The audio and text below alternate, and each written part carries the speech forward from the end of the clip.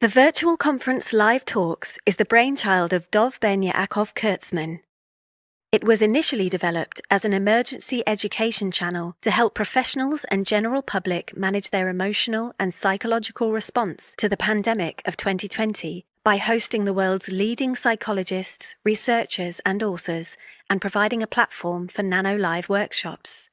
It is now expanded into becoming a showcase for people to share their work and ideas in order to educate and inspire us to follow our own personal paths of value. Now please welcome your host, Benyaacov-Kurtzman.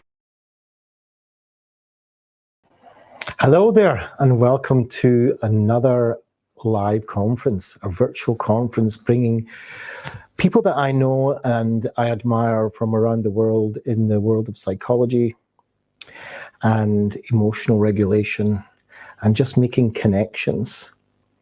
And I have a double portion for you tonight, but I have to kind of build the context for a bit because what they're going to be talking about, I had never heard of until about 4 years ago. In fact, I've been involved in the world of CBS and ACT for many years now.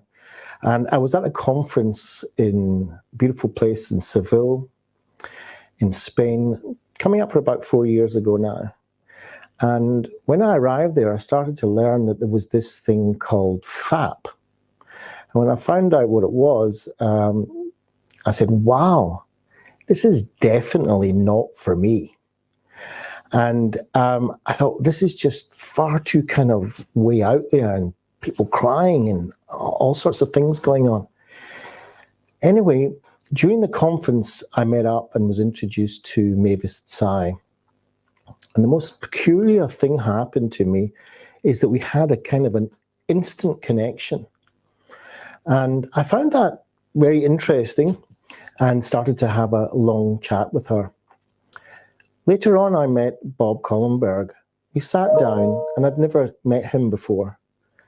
And within about 10 minutes, we were both crying and really opening our hearts to each other. I was totally fascinated with this. And later on, Mavis Tsai introduced me to her Awareness, Courage and Love program. And I went on to learn from her and become a chapter leader of Awareness, Courage and Love in Manchester and in Israel. But I always knew that there was a kind of a mothership. And this mothership was functional analytic psychotherapy. But I never dared to go near it until 2021, where I had the opportunity to learn from what I can only say are the most magnificent human beings that I've come across. And I couldn't stop telling them the whole time that we were doing this kind of 10-week course. There are many things and connections that I've come across in my life, but I've never been on a course where, you know, there's bodybuilding courses, there's courses to, you know, improve your intellectual abilities, but this was a course about strengthening the heart and how to communicate from one heart to another. It was the most amazing, profound experience that I'd ever had. And so I couldn't resist but invite them both on for you to experience yourself tonight. So we have two amazing people, Mary P. Loudon and Sarah Sullivan-Singh. Now, I'm not going to introduce them as individuals. I'll let you hear that for yourself. So without further ado, I'm going to invite them into the studio.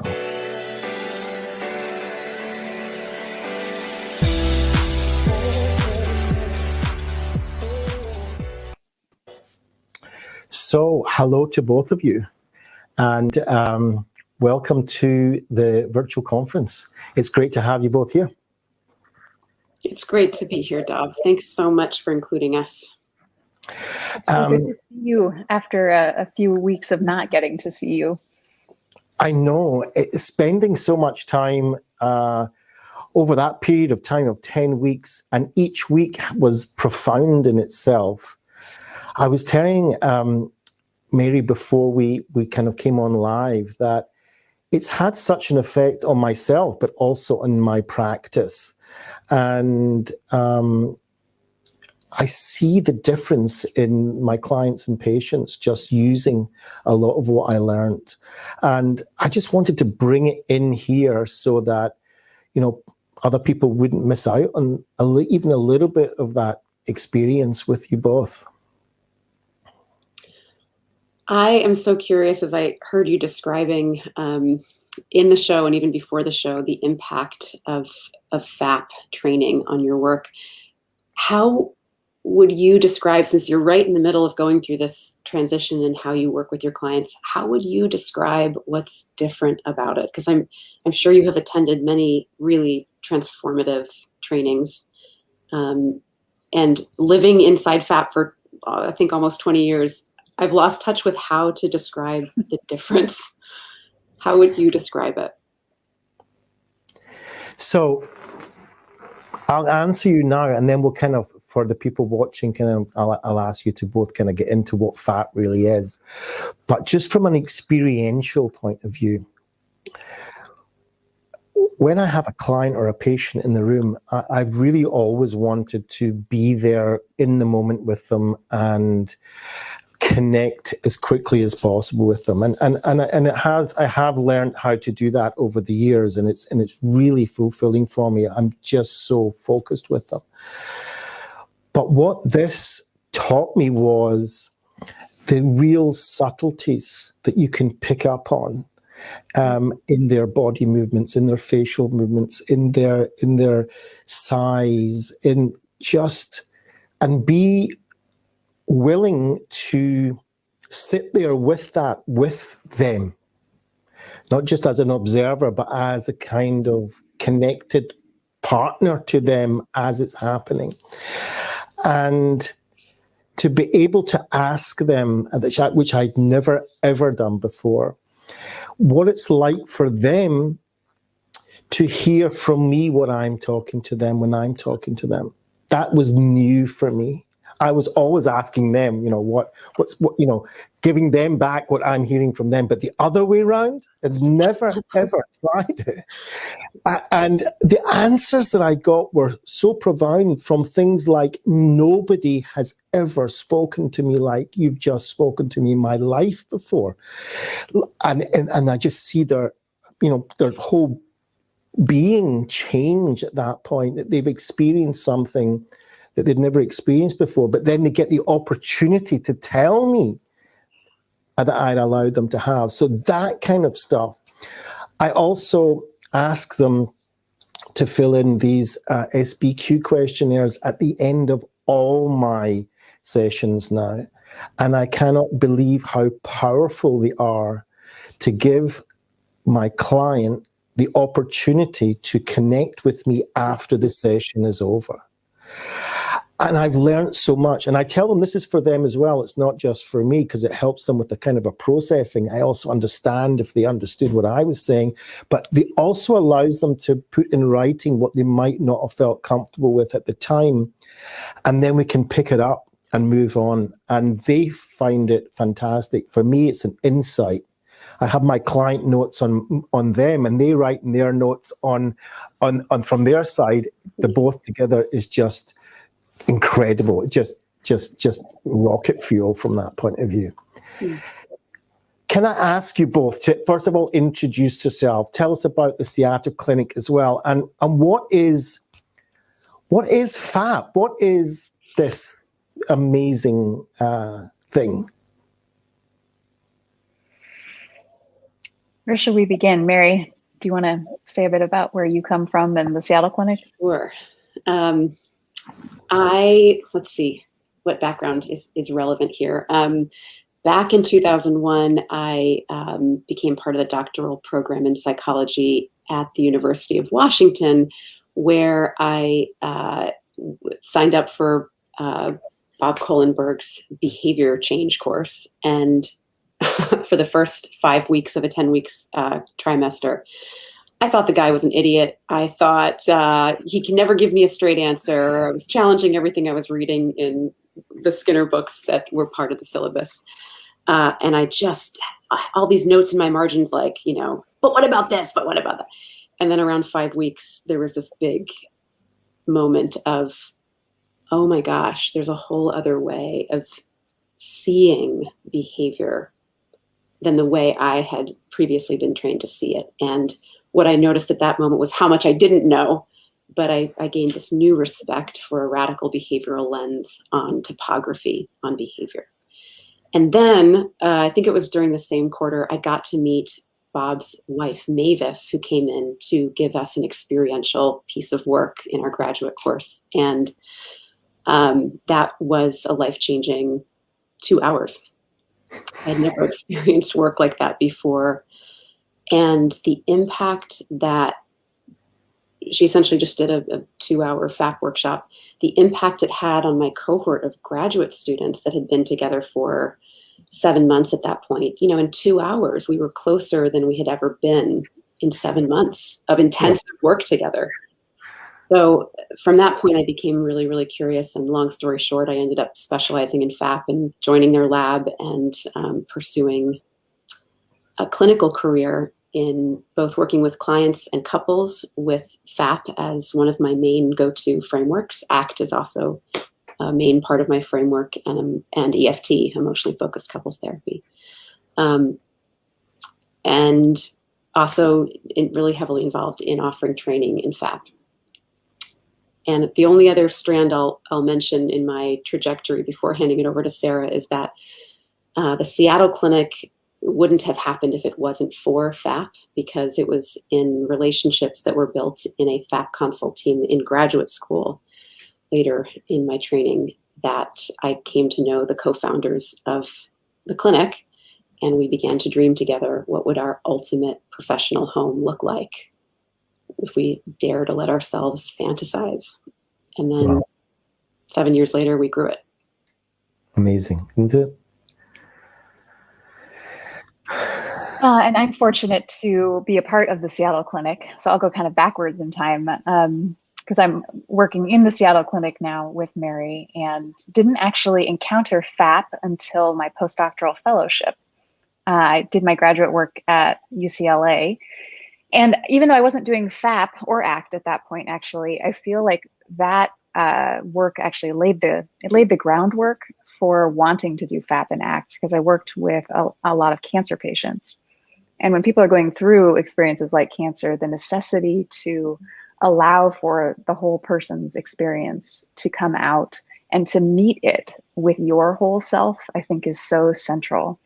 And so I didn't have the framework of FAP as I was doing that, but I found myself craving some sort of framework. I could, learn from these expert supervisors around me about the kinds of things that they did, but I found myself wanting some sort of lens through which I could understand the process.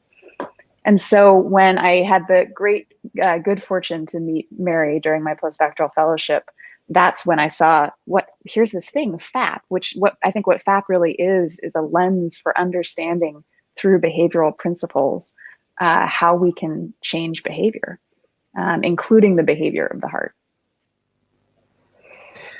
Wonderful. I tell you, I've got to speak to the people watching and listening to this, because these shows are there. I come on. My part in here is to interview my guests, and I'm just stuck to my chair with you two, because forget me here. I just want people to see the interaction that I witnessed between both of you, because it was so special. It's so special to see how you've learned to work in unison, how you've learned this communication skill. It's more than just psychotherapy. It's a real communication skill between human beings. And if it's not been clear up until now, I absolutely in awe of both of you. So,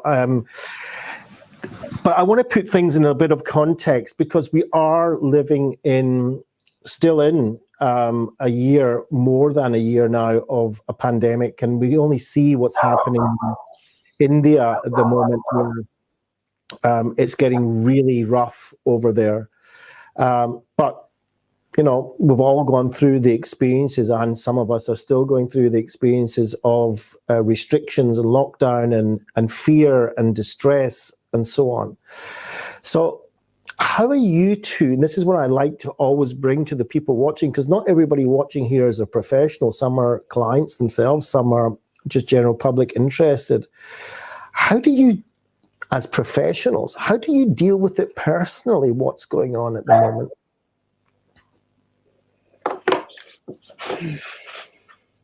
We were talking about this just the other day, thinking about how it feels like this moment in time in the pandemic is a new chapter.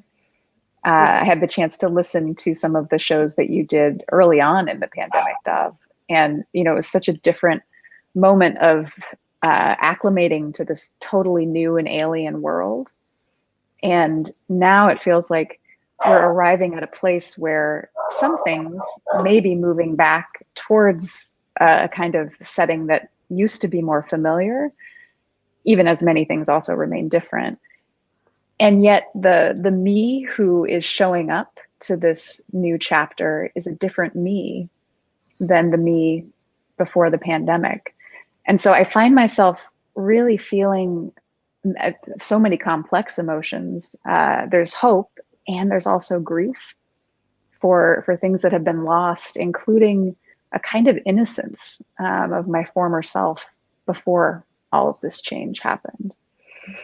So how do I cope with it? I don't feel like I definitely don't have a 3-step plan. But what feels most important is having these kinds of interactions where I get to express that confused and hurting part of myself and be met with others who are doing the same, even if their own particular experience of it may be different from mine. Wow. Mary? This year, like Sarah said, has had many different chapters. And so I feel like to focus my time, I'm going to share what I'm using now to get through, because there have been different stressors and losses at in different months, frankly, from the last 12 months. I find that right now, as in Seattle, we are beginning to stretch our legs outside of the quarantines and the lockdowns and the restrictions. And now the challenges are twofold for me. One is I have become attached to some of the changes that came with the pandemic. And I did not anticipate this because, 12 months ago, they were all losses. Hmm. And now I'm attached to some things like the time I've gotten to spend with my family, which drives me crazy at times. Let's keep it really real. But also I cherish it. And we're right now in a week of transitioning the kids back to school. So I think I'm writing myself a lot of permission slips to feel a really complex set of emotions that sometimes feels contradictory, and just allowing myself to be in the middle of that dialectic. It feels strange that I might be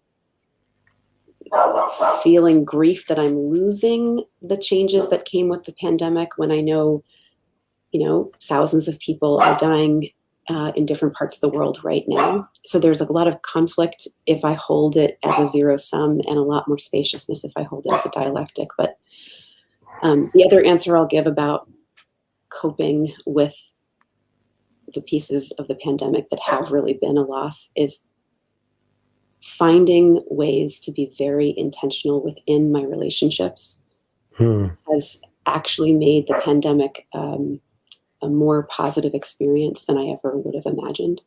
So there are some groups I feel I have become more bonded with because we have leaned into maintaining our connections over Zoom using FAP, to be honest, with a lot of within a lot of those groups. That has been kind of this little miracle. See, I think you said something you both did very profound and important, but one of the things that jumps out right away for me is the use of FAP, not just in a clinic, but the use of it for connections between human beings around the world. And I think this particular pandemic has been unique in its sense of separation of human beings from human beings, and they have the name of social distancing, but basically it's isolation from human connection, or at least physical human connection, and that's left a large hole for the last 14 months that needs to be rebuilt. And I think the idea of FAP and how you go about it and how you connect through it has a massive place in repairing that. I also think you said something very important, which is we're going through a transformation. And just like some of my patients, when I get them in and they say, but I want to be like I used to be, you know, before I got like this. And, you know, we go through a conversation that it might be worth considering that you might get to a better place than you were before you got to this place. And there's such a thing as post-traumatic growth that's really worth considering, that it could actually get better and not worse. And I think that as a world, it's worthwhile considering that, yeah, we're going through a pretty traumatic time as a planet, from all sorts of issues. But as human to human, maybe we can get together and grow from this rather than be injured through the pain. So thank you for that. Thank you for sharing that. I really appreciate it. It's a personal thing, but I think it's really important that people see the human side of these experts that I'm bringing on to this show. So give me an idea of, you know, what has FAP, apart from being a profession, but what has it done for both of you, you know, personally? What do you get out of that? I'm looking at Sarah's face smiling because I'm just thinking how much it's woven into the friendship, the incredible friendship that we have, that just keeps getting deeper because FAP is a part of it. So the way that we interact with each other when we bump into each other, those are Sarah's words, when we get close and we bump into each other, I think in so many social contexts, that's an occasion to pull away or to look away or to pretend or to be in denial. And FAP invites this other possibility that is, what happens if we lean in towards each other in those moments that we bump and truly encounter it as an incredible opportunity to not only discover more about the other person and more about ourselves, but inside that to discover the possibility that we are both still lovable, even when we bump, even when we are in a moment of a CRB1, which is FAP terminology for a problematic behavior that hasn't yet evolved to its CRB2 outgrowth, because that's what it means to be human. That's what it means to be in relationship. And so we've bumped into each other a ton, and I say that with a smile because what remains is a cherishing of our relationship and of Sarah. Just before you say, Sarah, anything, I want to say that I actually witnessed this. So it's not like this is just a story for me, because it was at one point might have been some kind of unbelievable thing that you're kind of putting across. But when I saw it for real on that course, at the very beginning, I thought this is not real. The way that, because you did have real conflict live on the course, right? Because it was a live course, it's not recorded, and there was interaction, and we were very limited with time, and things were, you know, sometimes moving in different directions. And at one point, you actually changed a certain concept of the course and in the way that you listened to the people that were on it. And there was so many things happening at the very beginning. I thought, this is really too good to be true. I don't understand. I'd never seen that before, so I you know, it wasn't an act, and that was strange to accept at the beginning. But then as I saw how you did it and how you actually managed these difficult moments live in front of so many people, which can be the most, powerfully embarrassing times. And also that you managed to share with us at the time we were strangers too. So the most vulnerable moments that were, if I had been on that course, I would have thought, wow, why would you even be thinking of sharing things like that to anybody, never mind to the course, right? But then as we went on, the value of that just kind of blossomed. And I said, I want to be like that. Because I'm a person personally, that conflict frightens me to death. I am not good at it. And I thought that is so powerful, just to be able to connect with human beings and not be frightened of, and I'm going to use your term, of the bumps. And in fact, not only can you not need to be frightened of the bumps, but something can come out of those bumps that wasn't there before. And so that's what I witnessed. So sorry, Sarah, I want you to also say something. But that was so incredibly powerful for me, to see the interaction between you two and how genuine it was. Yeah, and I guess what I would highlight is that I am still afraid of the bumps, and I'm also excited by them. I think it's like with FAP, you can't unsee it. Once you've seen it, it's everywhere, because it's a lens that can be applied to any behavior, and especially any human interaction that's happening. So when I think back on the early days of our relationship, Mary, there's a sweetness, because we hadn't found the bumps yet. Yeah. And I wouldn't go back there, because the bumps have been part of what has deepened our connection and built the excitement that I feel, even as I see a bump coming and I'm like, oh, there's still a part of me that wants to push away from it. And having those interactions over time, there's more trust that if we move in rather than pulling away, we can find something. And inside that something is going to be each of our histories and each of our longings. And then it's all going to unfold into something. And we don't actually have to know what. We don't have to know the destination. We just have to stay in the process together. And that's where I feel so much optimism, even in the world as you describe it, that there's so many different challenges we're encountering. It's amazing, and thank you for that. This show was built up not to be a kind of a podcast, vlogcast, general kind of interview. It was meant to be helpful. It was meant to share something with the world that, some people might not be able to afford to go and get therapy, or they might be sitting on their own and not know what to do, and whatever distress that they're in. This was meant to be, a kind of a window to some sort of hope. And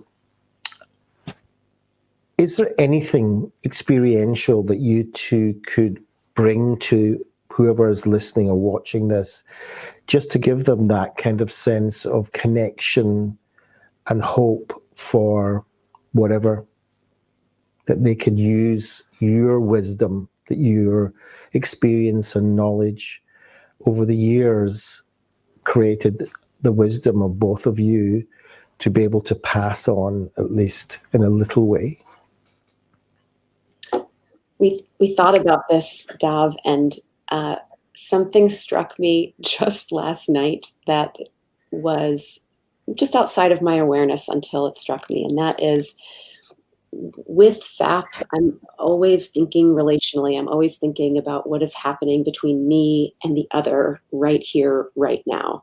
And then all the different layers of that, right? There's the layers on the outside that are more easily visible. Most of people on that layer, they are both aware that that is happening, and then all the way down into the inner layers that might be very private and might not even be known to one or the other person. And So I'm always thinking relationally, and I was thinking about the relationships of each of us in this moment right now. And then it struck me, oh, there's another part of this equation that is the relationship that you've built, Dov, with your audience of listeners. And my sense is that you've created this space with an intention to bring professionals and humans together in the period of COVID and the pandemic, when all of us were thrown into uncertainty like we had never experienced before. And you wanted to create relationships that could potentially buoy us all through this, a place to gather, a place to bond through a shared experience that was very intentional. And so it just struck me, might we be able to do some work that addresses your relationship with your audience, which usually doesn't get addressed very overtly, although you're very good about, acknowledging the people that are writing in. But would you be willing to move in and do a little bit of work around that our audience members could also participate in? Yeah, for sure. Let's go for it. All right, let's do it. Sarah, would you like to say anything as an introduction to this exercise?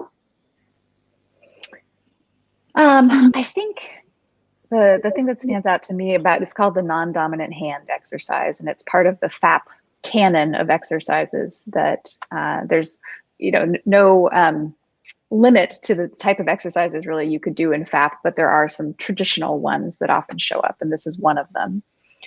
And so Mary is going to lead us through some prompts. They're the beginning of sentences. And then we're going to just notice in reaction to the beginning of that sentence, whatever arises inside of us. And then write that down, but using your non-dominant hand. Mm. So it shifts us, the idea is it shifts us out of our kind of automatic fast responding, the thing that comes easily to us because we do it so often with our dominant hand. And there's nothing magical about using your non-dominant hand. It's just the idea of let's shift into something that's different. Let's get out of the context in which we typically find ourselves when we ask these questions and see what might show up. Wow. So it can help reveal certain elements of our experience that might often stay hidden somewhere. Okay. So to do this, Dov, can you find a piece of paper and a pencil? We probably should have told you this in advance. Yeah. Well, so I've got, and I just want to tell everybody that it's at home that this is not rehearsed, by the way. I had no idea this was going to happen. It's really scary. It's really scary. Okay, so yeah, I've got my pen and I've got my paper. Okay. And Sarah, this is one of those live moments where we need to figure something out. Do you think that we should also do the work as we lead Dov through it, and just because something interesting might come up out of that, or is yes. that? Although we did not rehearse either, but I'm ready. Okay. I'm going to grab a piece of scrap paper out of my trash can. Hold on a second. In the meantime, we've got a hello from Jan, who was on the course. So he says hello. So good to see you. So that's really great. Thanks for joining in. Excellent. Indeed. Right. So as Sarah said, I'm going to read some prompts, and we're going to have you and everyone who's watching, I want you to write down using your non-dominant hand whatever answer shows up for you. And I'll give you about 20 seconds or so to write whatever arises. And when you're done, you can wait for the next prompt. And the frame I want to put around this exercise to help evoke associations that will be helpful for us today is that as I read these prompts to you, Dov, I want you to be thinking about the context of the community that you have created, that you're in relationship with here in this program.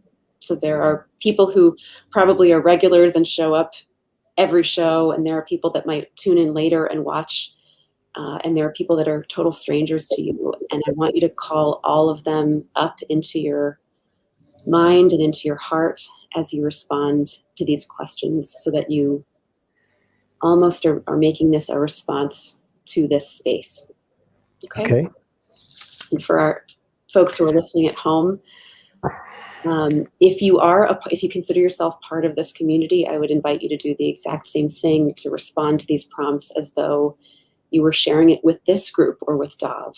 And if you aren't a part of this community, then you can just respond in a larger, more generalized way. Just see what comes up for you in response to these prompts. Okay? Yeah. Mary, I'm thinking about what frame you and I should be using. Good question. Surely you have an answer. Unrehearsed, like I said, I did not come prepared with an answer. How about just this moment in the context of the three of us, you, me, and Dov? Yeah, that feels good. I can feel stuff bubbling. Okay. Yeah. The first prompt is, and you don't need to write this down now. We can make it available to folks later if you want. So don't rush to write down what I say. The first prompt is, I feel.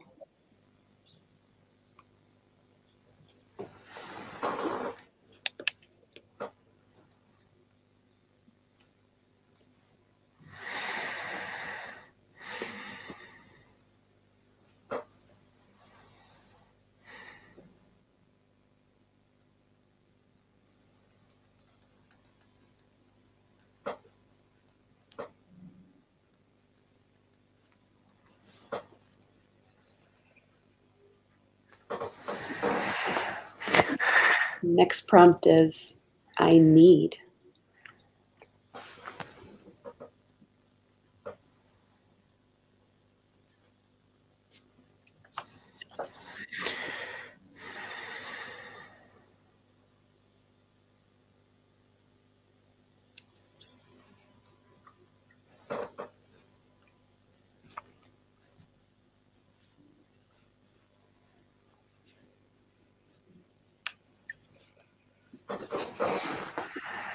The next one is, I long for. I long for.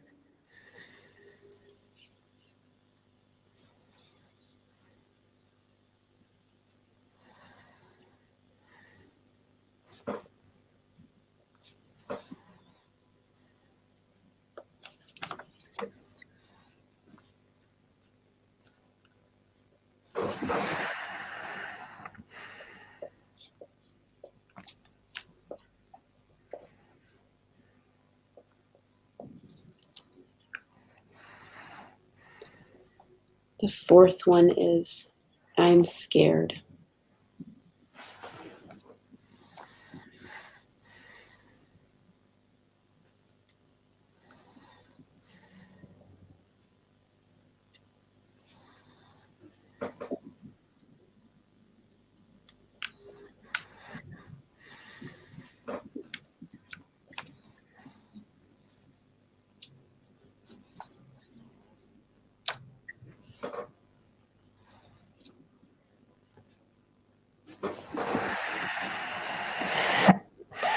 The fifth prompt is, I'm struggling with. I'm struggling with.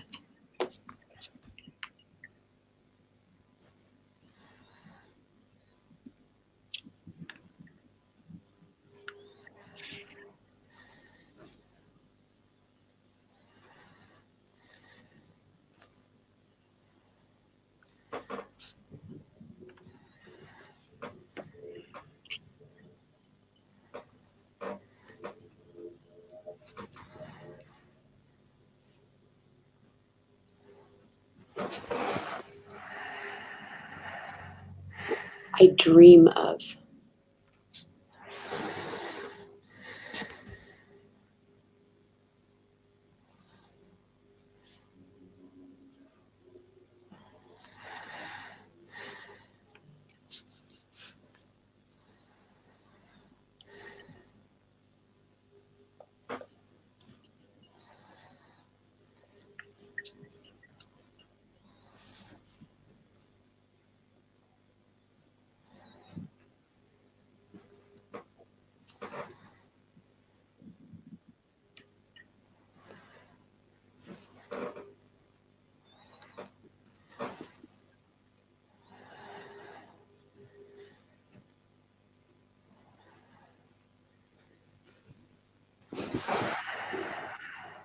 The 7th is I pretend that.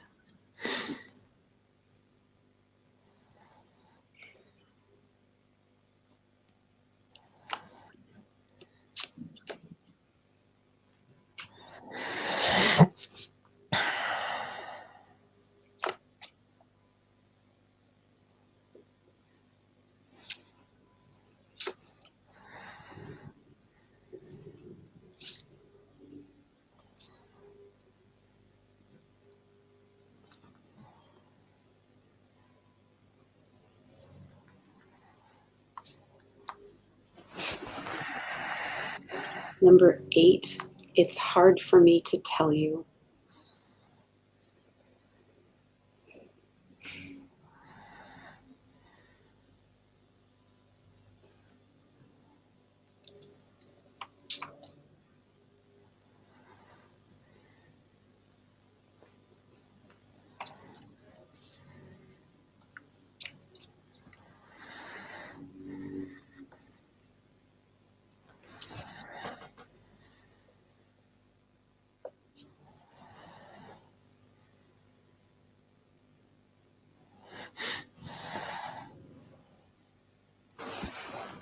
And the last one for us now is, if I had the courage, I would.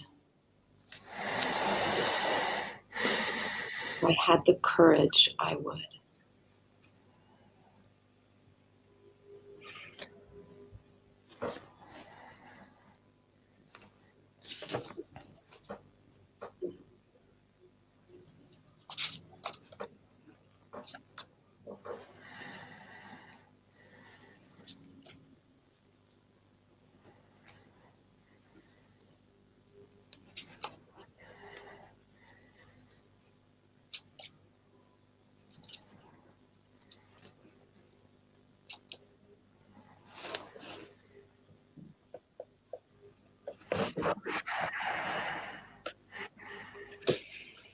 How are you doing, Dov?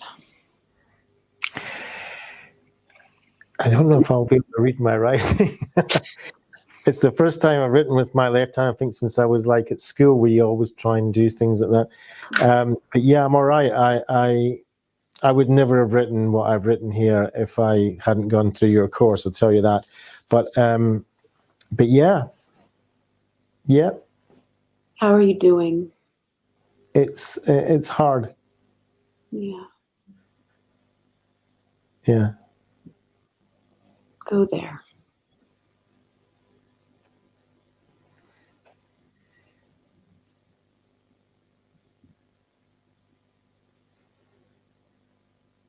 So there's a lot of pain. I feel that. Me too.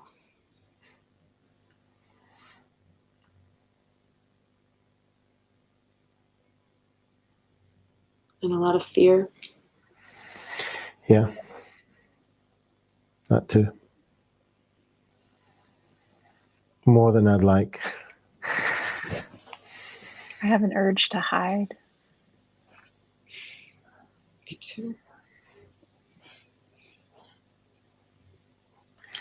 Yeah, my instinct is to run away. That's what I do.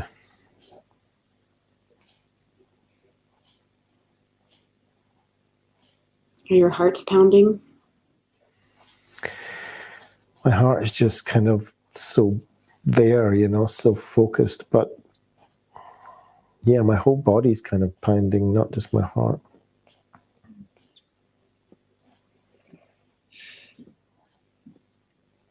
I have more of an all over brace again that I keep having to remind myself to breathe. Yeah, shortness of breath.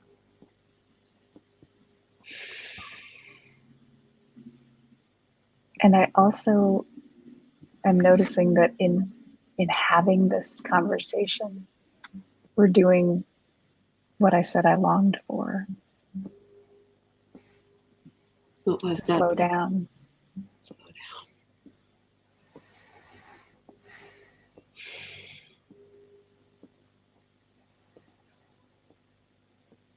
Yeah. Slowing down is good. Good feeling. And I longed for being present with myself, truly present with myself. And what came up with the courage question was, if I had the courage, I would show all of you, everyone, the truth of my humanity. And I feel like I'm on the brink of that right here. It's like, I want to, right? Ooh. But then this other shame shows up and it becomes really frightening.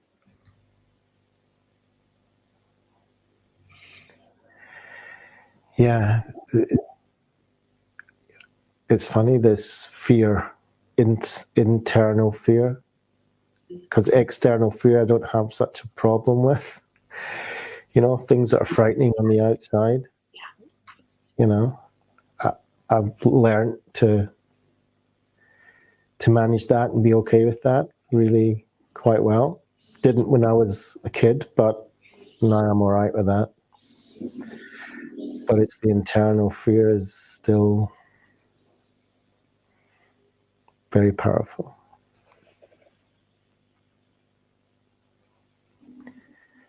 Dov, is there anything that showed up in your responses that, especially now having gone through the course, strikes you as something that you really want to share with this community? That there is purpose behind sharing it, that it's worth the contact with pain and fear? Yeah, I wrote that what a lot of people look at me and they see an outer kind of strength, capabilities. And I'm very grateful for these things that I have, but what I want to share is that I have a lot of problems too. You know, I've got a lot of pain there. And I just want to share that, you know, I'm just as one of you, you know, that's out there watching this, you know. I could easily be the person just watching this and wanting to get something from it, because that's all I am at the end of the day, is just like everyone else. And have my family problems and my thought problems and my confidence problems, and you know, just as long as list as probably everybody else has too. But what is important for me to share to everybody is that I have it.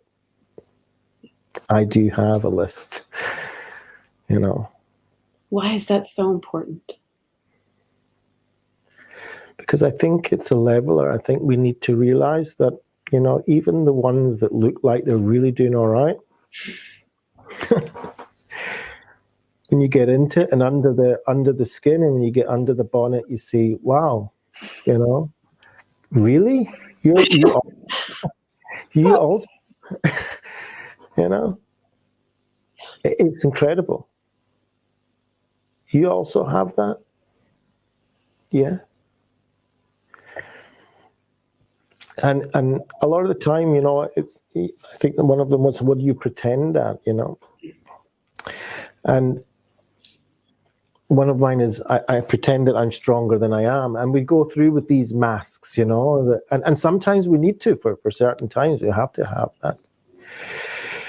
But, you know, that's what I want to share with my community, is that understand that some of it is just a mask, you know.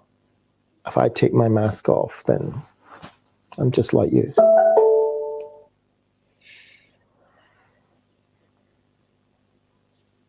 What makes that so scary to say out loud? That is very scary to say out loud, because then I think that nobody will be there at the end of the day. And I long, one of the things was longing, I think, and I long for connection. I long for, especially this year, I long for a hug and a kiss. That's what I'm longing for. But I've been on my own for a year, so just being with other people is always been important to me, but I've realized this year that it's much more than just being important. It's something that I need. I think you had a need one as well, but that I need to be connected. And I mean, I love this whole thing that we're doing now, because I would never have met you if it wasn't for this. And I probably would never have met you if it wasn't for the pandemic. So I have the gratitude and the technology, but I need human beings in the same place as me. I need that. I love going to this place with you, Dov, because it's so true that as you went down to those layers, just you've got those layers, I've got those layers, Sarah, we all have these layers that are convinced if we show this stuff, this is the stuff that's going to push other people in the other direction. And I'm like here wanting to climb inside the camera and give you that hug, because I relate to what you're saying. And as you show up with your humanity, there's so many layers of me that are breathing a sigh of relief and a sigh of being more knowing you better. And then also this sense of the possibility that you might be able to know me better because you get it. And that was all here before we went where we went, but we didn't have contact with it. And I love getting to go here. And I love the idea that your community gets to experience these layers of you too, which I think is probably going to make many people in the community want to reach out and give you that hug, not the opposite. The other thing, when you named the fear that if you reveal these parts of yourselves, then nobody's going to show up, and so the connection won't be there. It touched the part of me that's kind of paradoxically afraid. What I wrote was, I'm scared to tell you how much I want to be here, because it's so vulnerable to say how much it means to be invited to be here with you in this special space that you've created over the last year.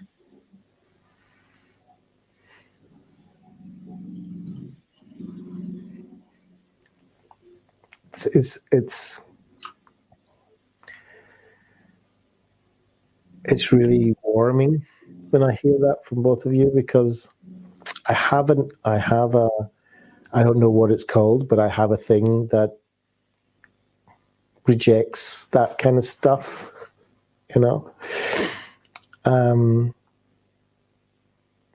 I also know that it doesn't seem rational, but it's just always there, that I don't accept that and what you've taught me is to allow that. That's why I'm crying all the time. I mean, it's just unbelievable, but because I actually allow it to come in, and it just